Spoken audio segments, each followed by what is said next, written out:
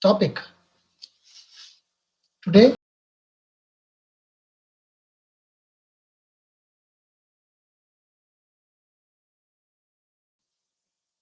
According to our curriculum, we are going to start with our third unit, in which we have to study uh, reader response theory and deconstruction. These are the two things in unit number 3.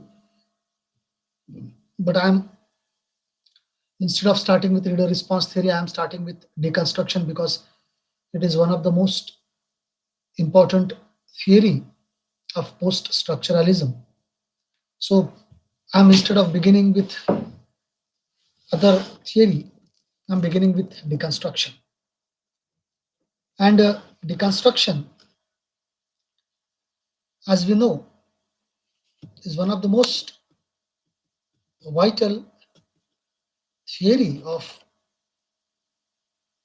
understanding the complete post-structural post-structuralism in all. Without deconstruction, post-structuralism is not complete, and that's why we have focused on deconstruction separately, as deconstruction is one of the most vibrate, or you can say one of the most vibrating theory. And this has not only affected literature, but it works in all the fields of knowledge. Jacques Derrida, Jacques, Jacques Derrida, who is often associated with the movement in philosophy known as deconstruction, which is arguably elusive, controversial, and even you can say influential figures in Western intellectual history. His work has spanned philosophy, literature, law, political theory, and social theory. Derrida was actually obsessed with the functioning of language, and his mode of writing is playful, elliptical, and sometimes obscure. However, the point is that the way he makes his argument is an argument itself. We find out a degree of self-reflexivity, which is not part of most of the theorists of his period, or still you can say contemporary time. Derrida's early work built upon the Saussurean notion of language and signification. You remember what Ferdinand de Saussure talks about, notion of language and signification. Derrida argued that if the relation between signifier and signified is arbitrary, and all language is relational, then the process of reading is a movement from one signifier to another.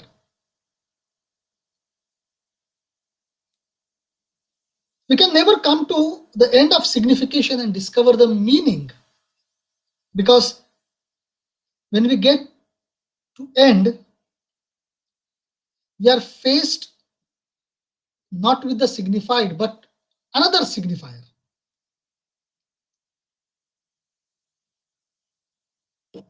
Every signifier, my friends, refers to other word or other signifiers. And this is an endless postponement,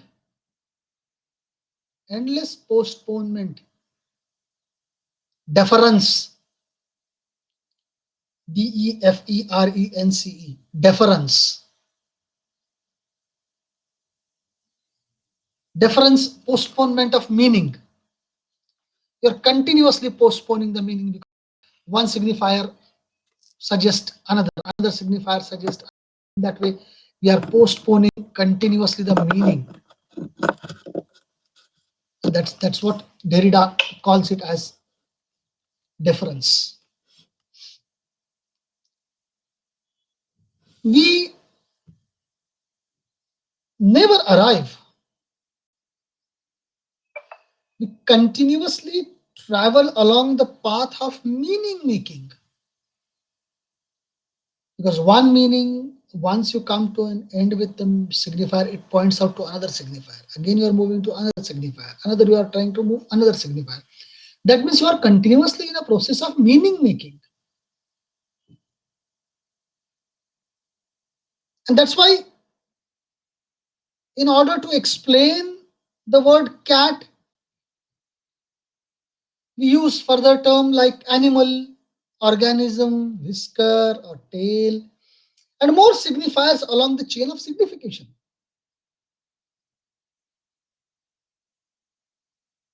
There is no final signified because when that signified consists of many more words or many more signifiers.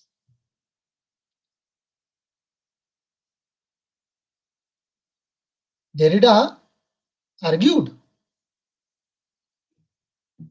that every signifier is made up of absence.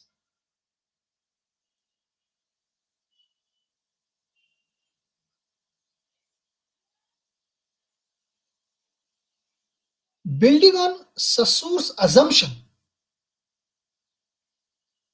that meaning is the result of difference.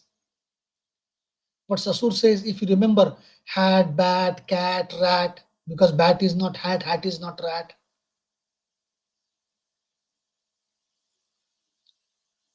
Derrida here suggests that every word carries within it words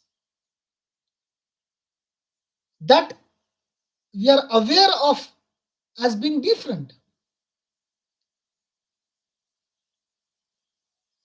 Every signifier is a series of difference from other signifier. All of those are the absence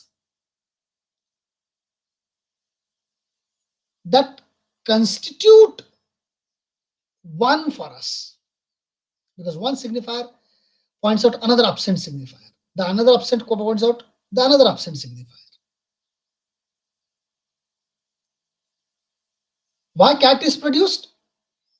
Because fat, hat, bat, all these things are absent. That's why you are talking about cat.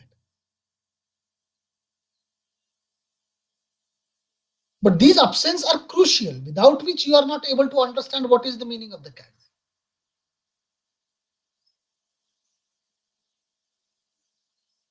This means that the meaning of cat is known to us because of the absence of other signifiers. Their absence makes the difference rather than their presence. Meaning, you can say, ironically depends upon the absence word, not the present word.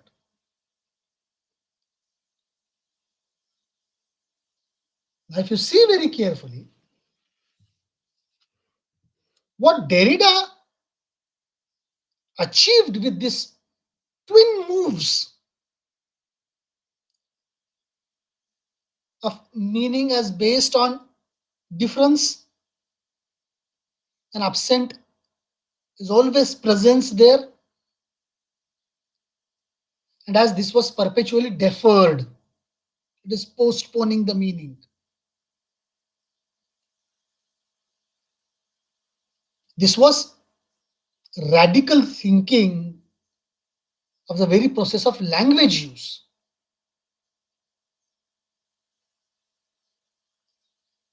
Very interestingly, if you see, my friends, Derrida has developed very interesting argument, and that argument is somehow you can find it out in the sense of writing and language.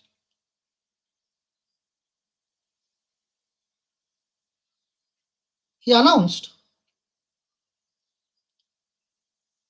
that writing and language was difference, Diffrance. The difference, a term that combines difference and deference. Deference means postponement. Now we shall see that term later on. Otherwise, all the writings, what Derrida says is this difference. A study of difference is what Derrida famously termed it as grammatology.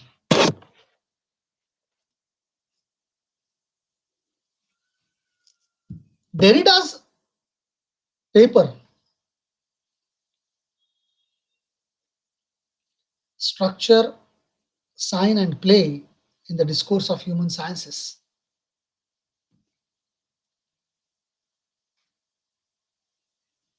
which he has given at a symposium at Johns Hopkins University in 1966.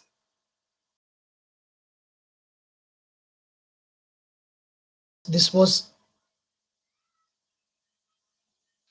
considered, or you can say this was the creation of a new critical movement in United States.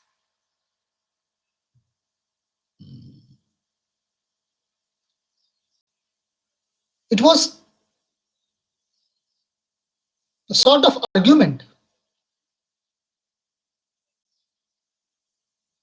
put in question the basic metaphysical assumptions of Western philosophy since Plato.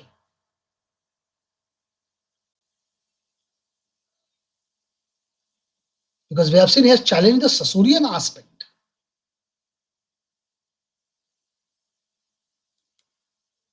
He argues that the notion of structure, as we have seen in the structuralist theory, as we have seen this in our, our earlier lecture on structuralist theory, the notion of structure, he argues, has presupposed a center of meaning of some sort.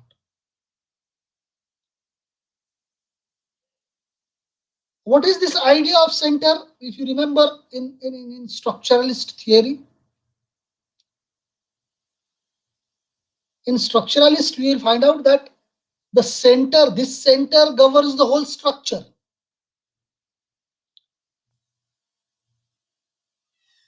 And the central itself is not subject to structural analysis. If you see the structural analysis, they are not analyzing the center.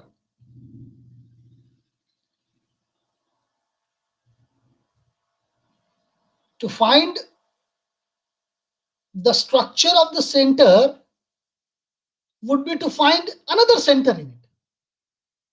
That's why I said it is postponement. If you want to find out certain center, then you are again entering into another center. And if you see general assumption of public or people desire a center because it gives or it guarantees being as presence. If you are in center, you are present always.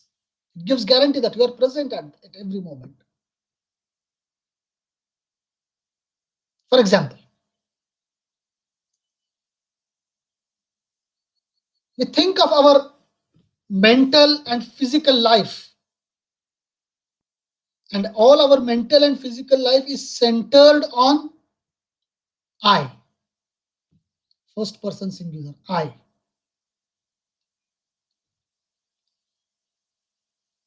Everything is centered around this I.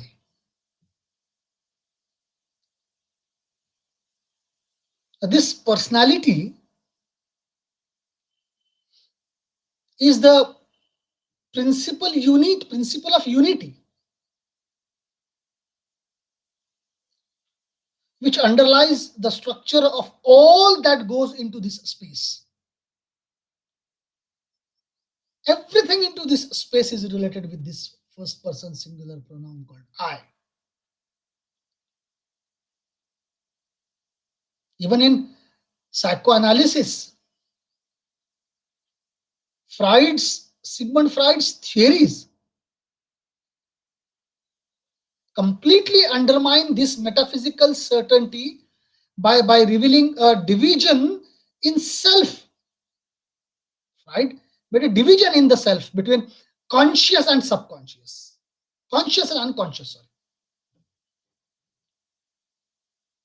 Freud has divided it into two, conscious and unconscious. If you see the Western thought, later on I'll come to the deconstruction in India also, because we have some different notions of deconstruction in Indian understanding. There will come to an end.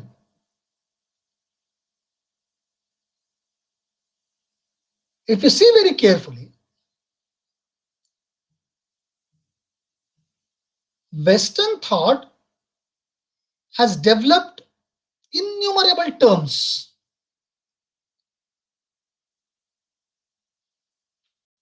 Those innumerable terms which operate as centering principle.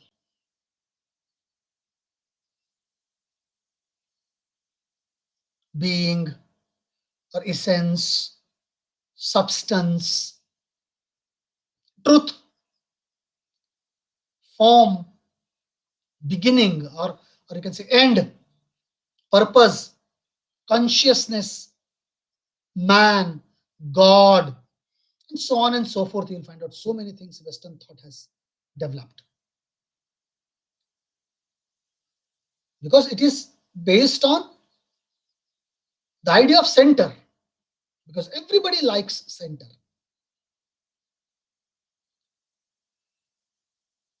Now, it is important, my friend, to note that Derrida does not assert the possibility of thinking outside such terms. He is not thinking outside of these terms. And Derrida even pointing out that we cannot reject it, we cannot say no to it. You have to, because it is part of your understanding, part of your life, part of your personality.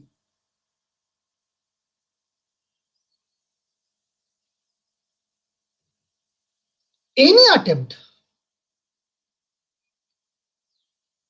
to undo a particular concept that you don't believe into this particular concept, any attempt to undo a particular concept is to become caught up in terms which the concept depends upon. As I said, if you are talking that you want to be a center, then you are going to enter into another center. That's what I talk, postponement. one signifier pointing to another signifying, that you are continuously in meaning making.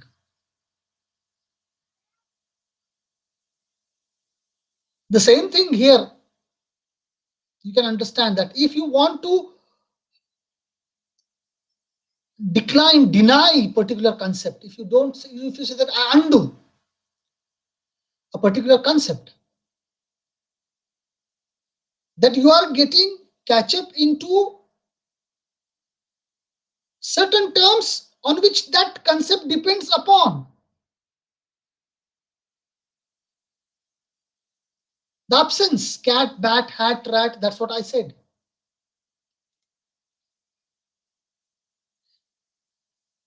If we try to undo the centering of the concept of consciousness, if you see very carefully, the the idea of Freudian consciousness and unconsciousness, let me make it very colloquial and very simple for you to understand.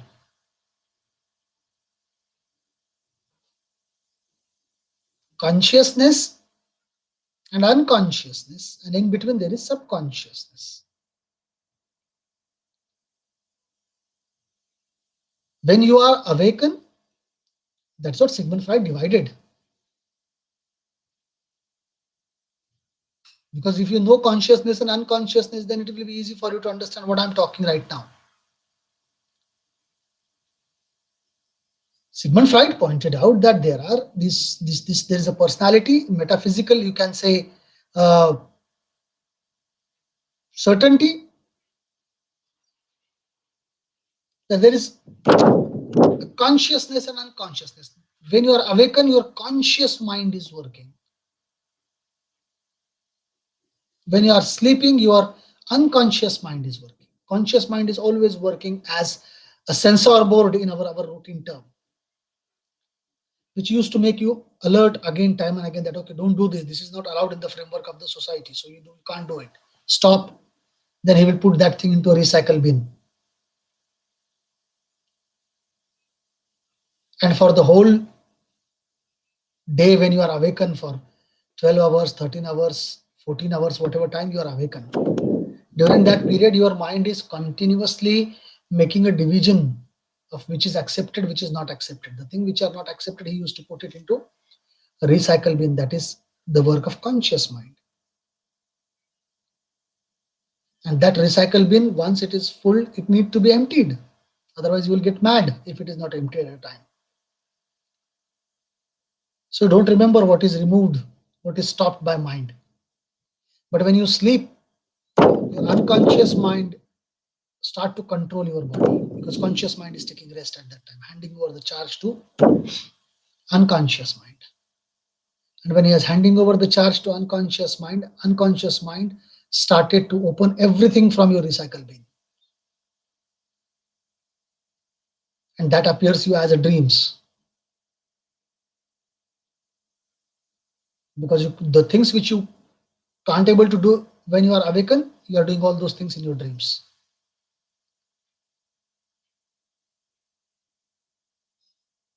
And then you will say, sir, how can we able to remember the dream? Sometimes we are able to remember our dreams. Yes, because that was the time when conscious is handing over his charge to unconscious, and unconscious is charging the charge to conscious. Unconscious is charging the handing over the charge to conscious. During that period, you can able to remember certain things. So when you are talking about conscious, if you are trying to undo the centering concept of unconscious by asserting a disruptive counter force of unconscious, that there is another force, unconscious. I'm trying to be center of unconscious. Then again you are in danger to find out another center of unconscious. What is the center of unconscious then? Because we cannot choose but enter into the conceptual system, conscious, unconscious. We're trying to dislodge it.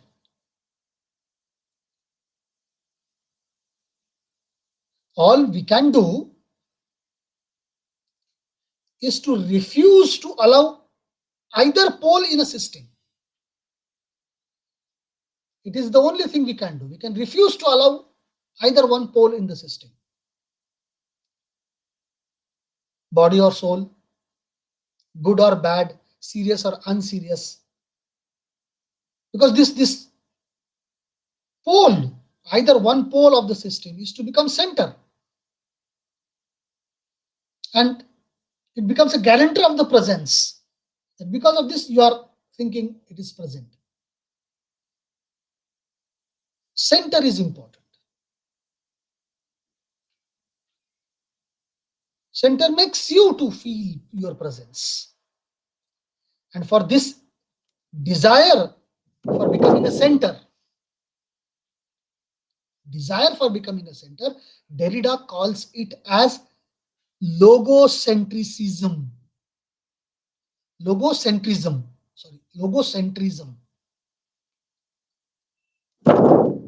In his very famous work of grammatology, Derrida's very famous work called as Of Grammatology, which he wrote in French, translated by Gayatri Chakravarti Spivak into English from French. So Derrida's Of Grammatology points out this logocentrism, desire to be a center. That's a very, you can say, common feeling in most of us, that you want to be always in center. This desire for being center, Derrida calls it as logocentrism. Logos, it is a Greek word. Logos is a term in which the New Testament is a new Bible. New Testament carries the greatest possible concentration of presence. Logos is a term which in the New Testament, because this term is basically used in New Testament, this logos carries the concentration of presence, your presence. It carries the idea of presence in itself.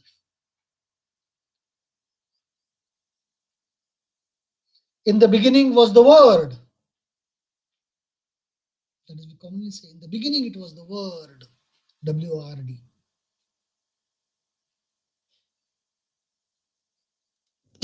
Being origin of all the things,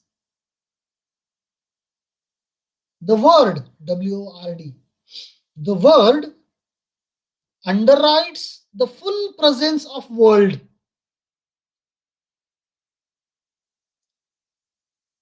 Everything is the effect of this one cause, Word. Because Bible is written. Word. What Derrida says, even though the Bible is written, God's word are actually spoken. If you read Bible, if you see Bible, it is God's word. Same thing happens with the Holy Quran. It is God's word. God speaks and talks to God speaks and talks to its disciples. So what Derrida is saying, Derrida is pointing out that God's, even though the Bible is written, God's word is essentially spoken. Please understand this. I've made very, I think, logocentrism, you get the idea what exactly it means by logocentrism, a desire to be the center. And logos is a term which New Testament carries the greatest possible concentration of presence, that in the beginning there was a word, that appears in New Testament. But what Derrida say, even Bible is written, it is the God who spoke the words. A spoken word emitted from a living body appears to be closer to an originating thought than a written word. Spoken word is actually a thought. It was originating. It was the original. It was coming directly. So, spoken word coming from the living body is very close to originating the thought. What thought comes? Thought comes out of your words, words which you speak, rather than writing. Because Derrida argues that this privilege of speech over writing is the privilege of speech over writing. First you speak, then you write. What he calls it as phonocentrism. Please remember these two words of Derrida: logocentrism, second is phonocentrism. That privilege of speech over writing. And phonocentrism is a classic feature of logocentrism. It's a classic feature of logocentrism. Now, what prevents the sign? Because Saussure called word as a sign. What prevents the sign from being a full presence? What is preventing the sign? And Derrida, as I said, invents this term called difference. You know, postponement of meaning. Because one sign is carrying the meaning in itself, pointing towards another sign, you are moving to another sign.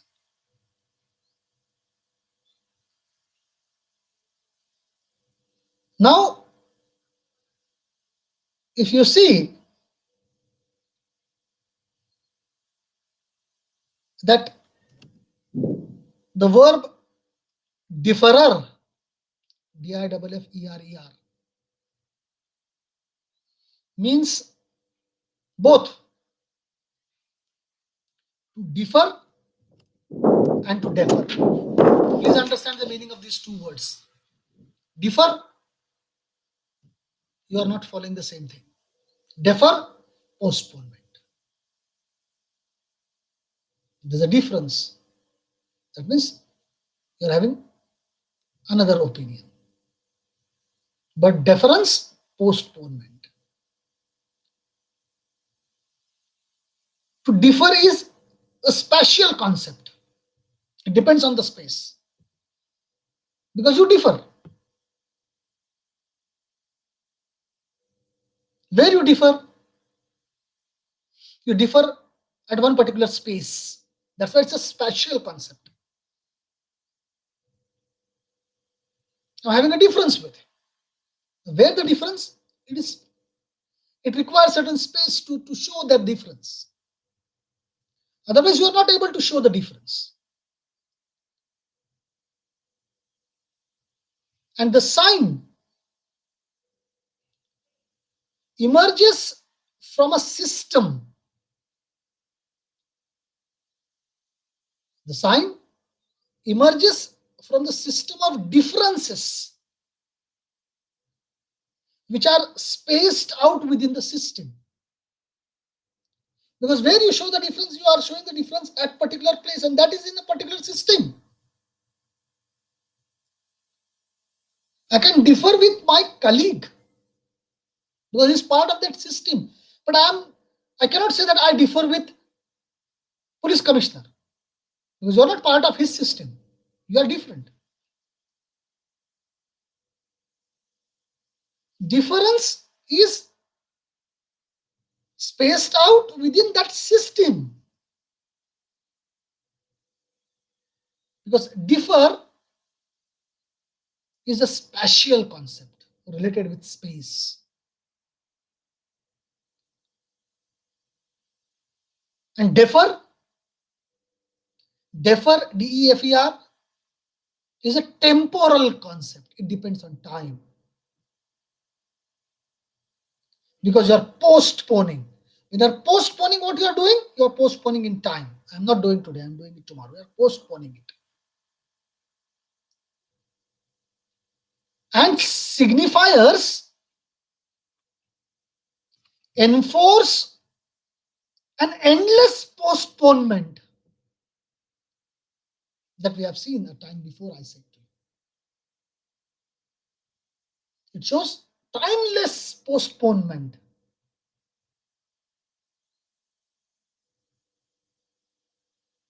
That's why what Derrida says, phonocentric thought, phonocentric, please remember phonocentrism. Phonocentrism means privileging of speech over writing, which is the classic feature of logocentrism. What is logocentrism? Logocentrism is that becoming center, presence of center, that you are the center, you are the most important, the desire of center.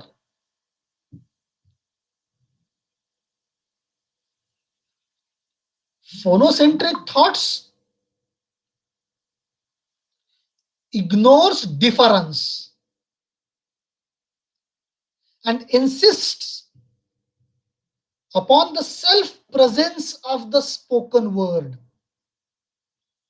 It shows the self-presence of the spoken word because phonocentric thought ignores difference. What is difference? Difference is that you are postponing the things. Phonocentric because speech, when you speak something, you are talking with particular meaning, you are not allowing it to shift its meaning. There is not continuous meaning making process when you listen someone.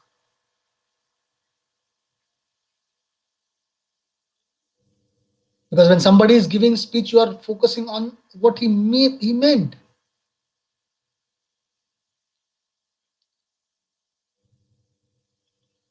You'll see phonocentrism treats writing as a contaminated form of speech. Please understand this. This is a very interesting idea. Phonocentrism treats writing as a contaminated form of speech.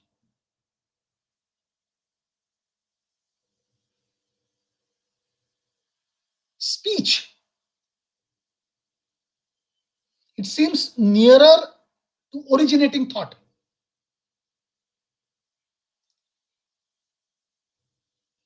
It is the thought which is originated from the speech. When we hear speech, we attribute to it. We attribute to a speech that yes, he spoke. That means you are accepting his presence. Presence, which we lack in writing. In writing, you will not find presence, and that's why Roland Barthes says there's the death of author, because author is not present there. In writing, presence is not available. You cannot find out presence, and that's why phonocentrism treats writing as a contaminated form of speech. because you want to show presence, and presence is deserving to be in the center because you want to talk that you are the one, I. That is logocentrism. So Derrida is saying that phonocentrism always treats writing as a contaminated form of speech because speech seems nearer to originating a thought, which gives you the idea of presence. Because when you hear speech, attributing to the speech, you are accepting the presence of the person who is speaking in front of you, which you will not find it in writing. Look at the speech of great orators, leaders. Nowadays, uh, the heydays of elections are going on.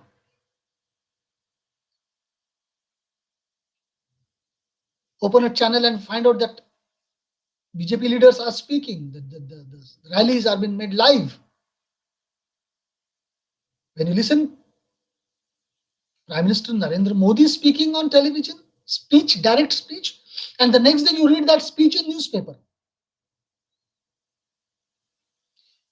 Will you find out the presence of that person in the newspaper, or will you find presence of that person in front of your eyes that he's speaking and directly having his impact on the minds?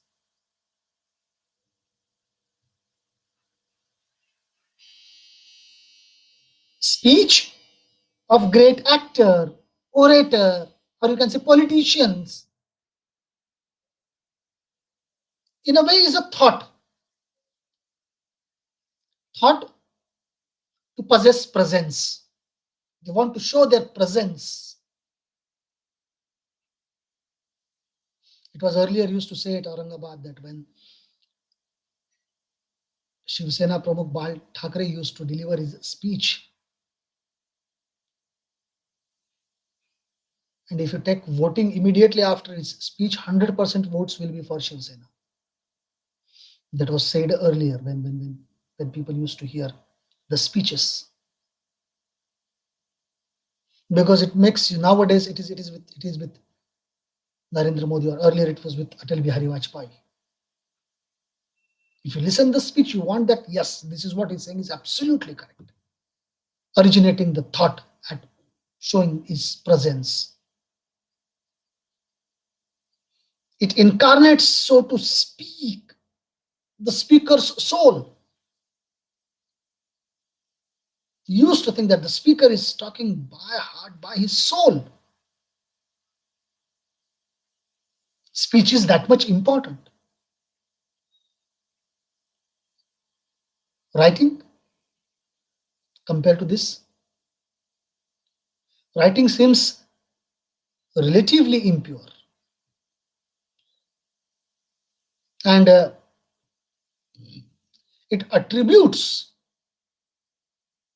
its own system in physical marks, which have a relevance of permanence. Because writing is a sort of documentation, it will remain forever. So it will put its own mark on it.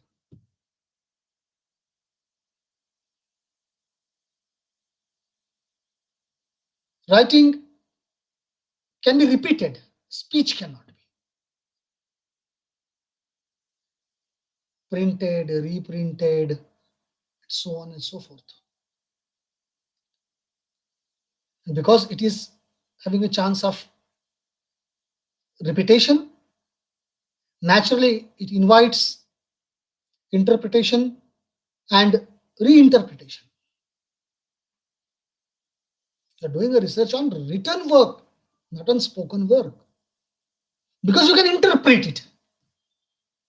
And that's why the idea of absence or idea of meaning making, deference, is possible with writing, not with phonocentric approach. Even when a speech is, if you try to interpret the speech, How will you interpret the speech? You have to first write down the speech and then you have to interpret it. Because interpretation is not possible when the person is speaking in front of you. You cannot interpret it immediately. After his work, after his speech is over,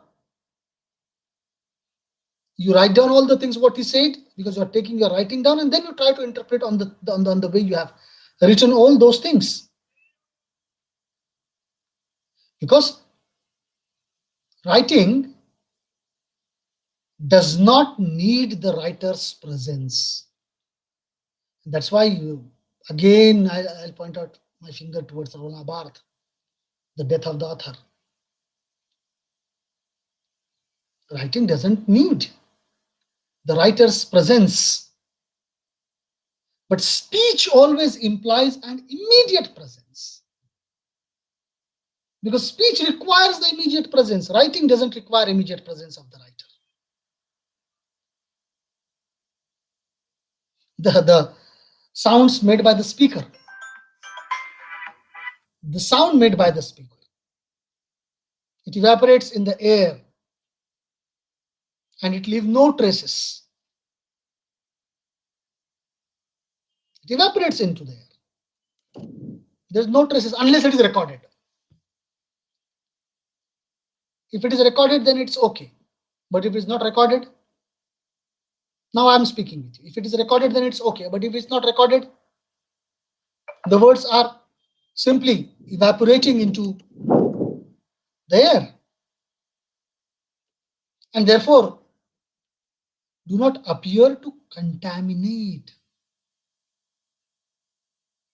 There is no chance of contamination of those words, the originating thought. But once you try to write it down, or when you find it in writing, probably the thoughts are contaminated.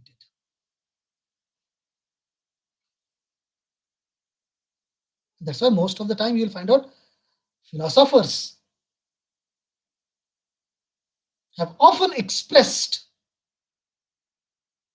their dislike of writing because they fear that it will destroy their authority of philosophic truth, truth with T capital. Please understand this.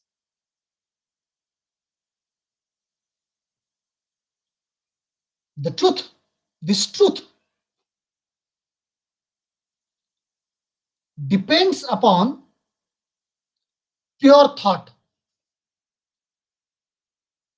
Pure thought, logo, presence, center, or you can say ideas or propositions made by that speech. This truth is having a risk of contamination when it is written. This philosophic truth may have a risk of contamination when written.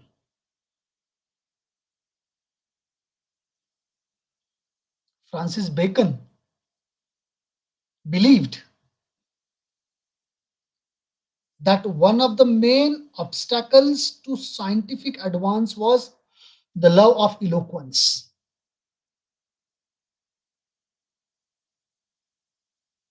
Love of eloquence.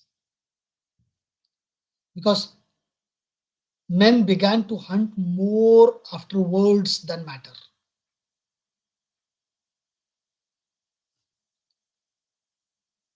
Tropes and figures. Then after weight of matter. Then soundness of argument.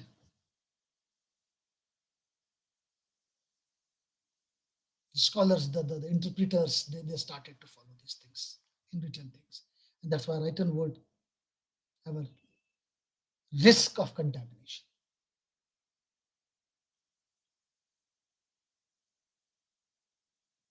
However, the word eloquence,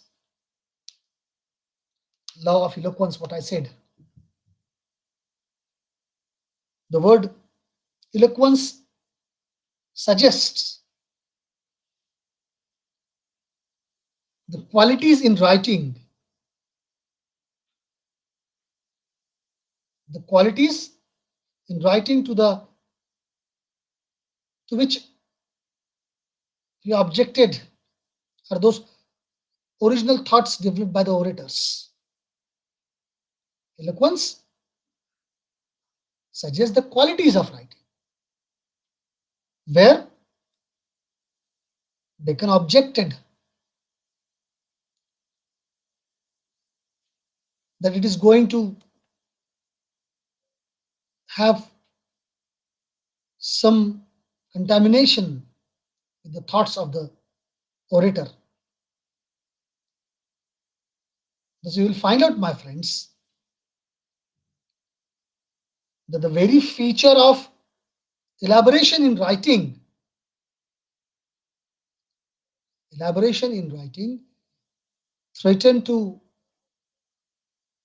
the purity of thought which was cultivated through speech.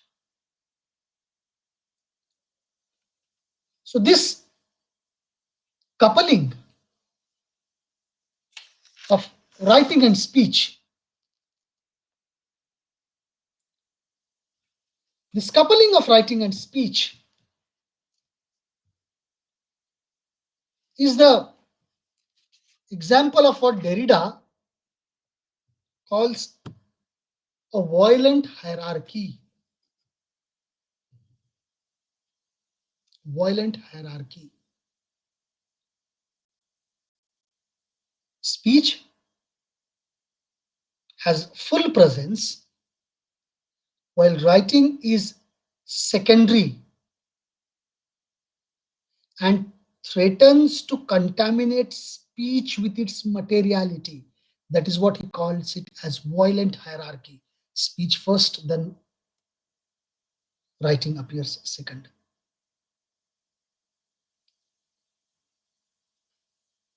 Western philosophy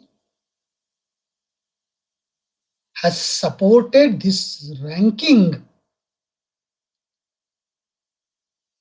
in order to preserve presence. Please understand this. Western philosophy has supported this ranking, speech and then writing, violent hierarchy, what Derrida calls it as.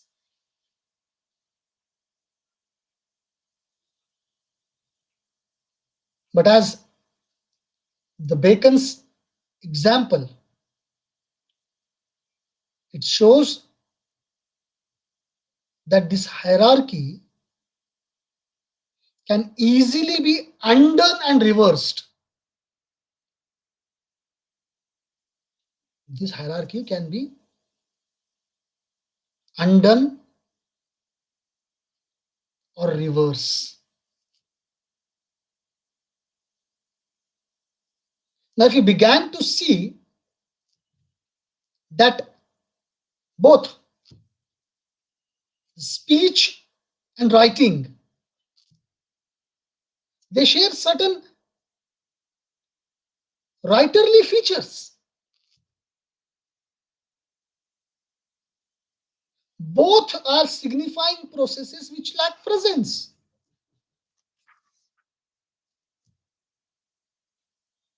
Now, to have a reversal of this hierarchy, we can now say that the speech is a species of writing. Because if you see, most of the time, the people are reading instead of delivering the direct speech. Speech is a species of writing. And this reversal, please understand, this reversal is the first stage of Derridian deconstruction. This is the first stage of deconstruction, what Derrida calls reversal of the hierarchy, violent hierarchy, which Western philosophy hailed. So Derrida's deconstruction, we have to understand it with that of with Barth, Roland Barthes. I am again and again repeating the thing. Because what did these two thinkers did was to provide a very significant shift in the way we think of language. Don't you find this is a very significant thing? Significant shift.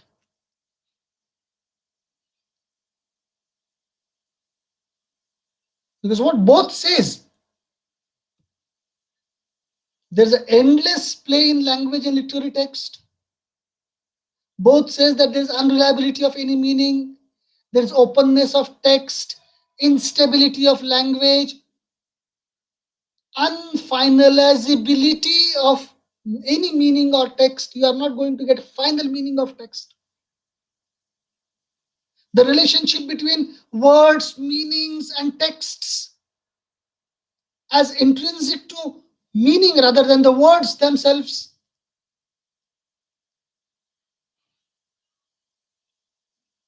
The constructive criticism, what we have seen that the reversal phase built on the themes of unfinalizability, deference, relationality, to show how a text can subvert its own stated philosophical or literary assumption because it refers and is open to different reading. It is open to another text rather than reinforce its argument or its revision in the states of its meaning is possible.